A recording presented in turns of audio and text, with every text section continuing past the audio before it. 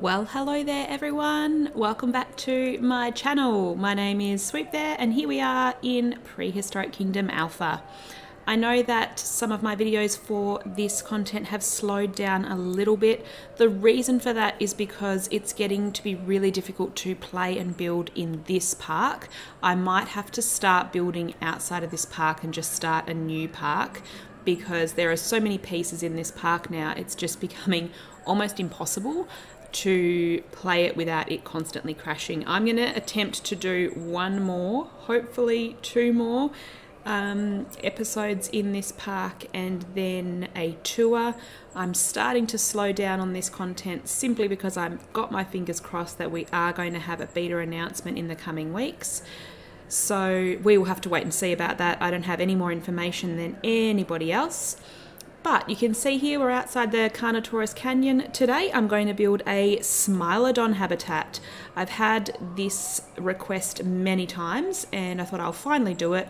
I was thinking about putting it here, like next to the Carnotaurus Canyon, but as you can see, the I've forgotten what these animals are, the Edmontosaurus. So the Edmontosaurus habitat here actually goes all the way around right into these thick trees and right up into this area here.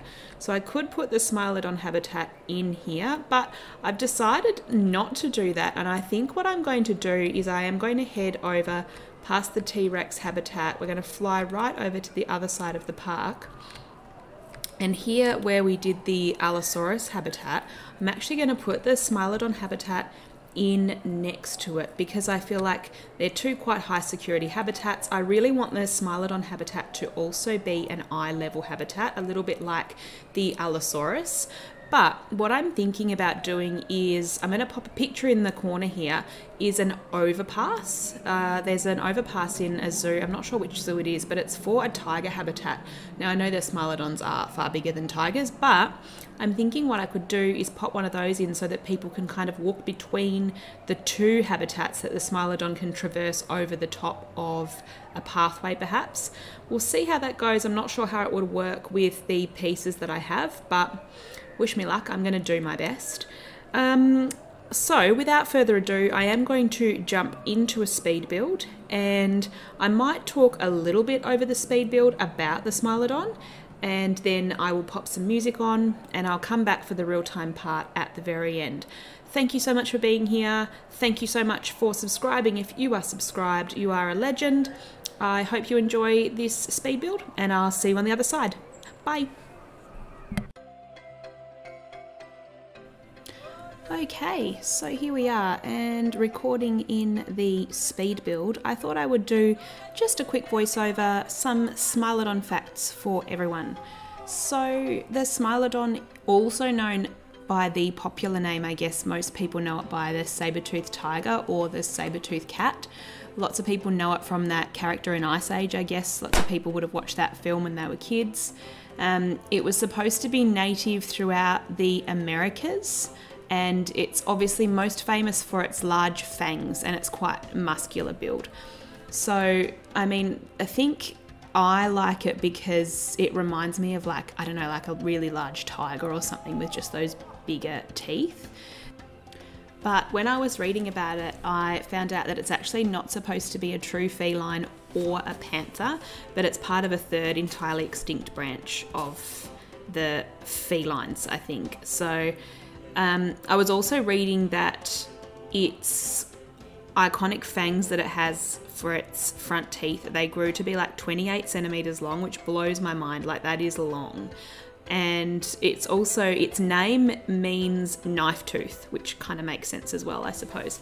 So without further ado, I will talk a little bit about what I'm doing at the moment in my build, and then they're the only facts that I kind of looked up. So if you've got anything else you know about the Smilodon or the saber-toothed tiger, then feel free to drop them into the comments. Right now I am just putting together part of the custom wall that I want to put around the Smilodon habitat. I made it so that it was way too high for them to even jump out of, but then I also put the top part on to protect the guests, I suppose, just on the off chance that they try to launch themselves out of the habitat. And then I've got this really thick, it's supposed to be like, I don't know what kind of thick glass you would use in a zoo, but, or I guess a prehistoric park like this, but super, super thick. No animal is getting through that glass or perspex or whatever. And then what I decided I wanted to do, I didn't want the entire wall to be glass. I wanted only a few look throughs, and then the rest I covered with like this wooden wall, I suppose. I was going to pop in this rock but changed my mind at the last minute. And then what I also do a little bit later on is I back the two habitats, because I end up with a walkthrough over the top. I back both of the habitats with rock, and I really liked how it ended up turning out. You can see I'm trying to repurpose here at the moment some of the rock work I've already done, because even though it is way easier in Prehistoric Kingdom to do rock work, it still sometimes can be a pain to do it all again when you've already done quite a lot of decent rock work. So where I can, I try and repurpose, and then I change it up a little bit by just adding a bit more here and there. And then here I'm trying to be clever and flatten the ground to a level that is just underneath the top of the rocks so that I can put the fence along the top. I just quickly realized there that it was too high and I didn't want it to be quite that high. So I go back and try and make it a little bit lower, because I kind of just want the fence to be sticking out of the top of the rocks, because I still feel like the Smilodon might be able to kind of scale these rocks, and I don't really want them still to look like they could escape. I'm trying to keep it realistic-ish. So as you can see there, I am popping it on there, and soon I'm going to jump into the overpass that I do over the top of the guest area. I really like how it came out in the end, so let me know what you think down below in the comments. To be honest, I'm not sure how realistic it is, but do you know what? It's just a game at the end of the day, and I really enjoyed making it. So I hope you enjoy the rest of the speed build. I'm going to pop some music on now, and I will be back with you for the real-time part at the end. Take care.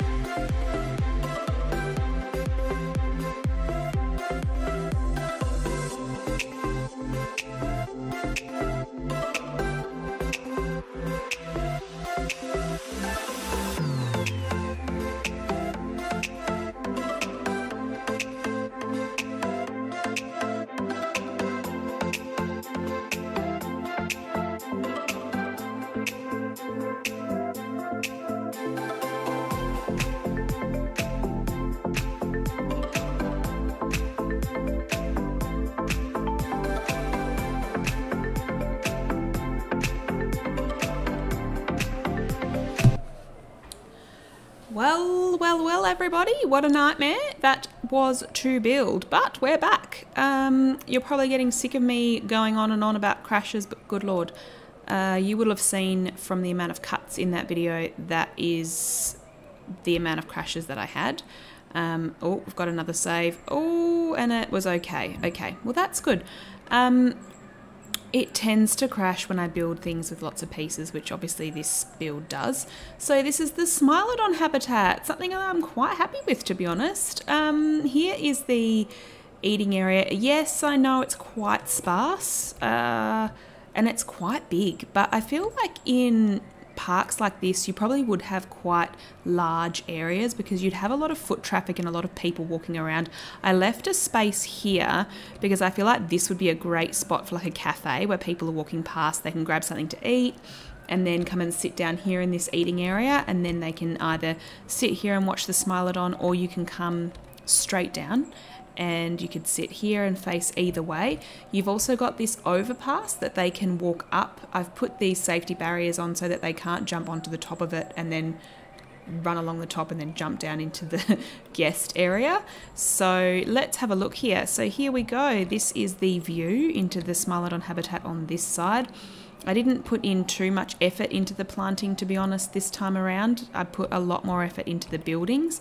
I'm really looking forward to, hopefully, a beta announcement, like I said earlier, which means that I can start to really make things lush and beautiful, and a lot of foliage and things, I guess. It's something that I do want to work on though. So anyway, let's head into the habitat.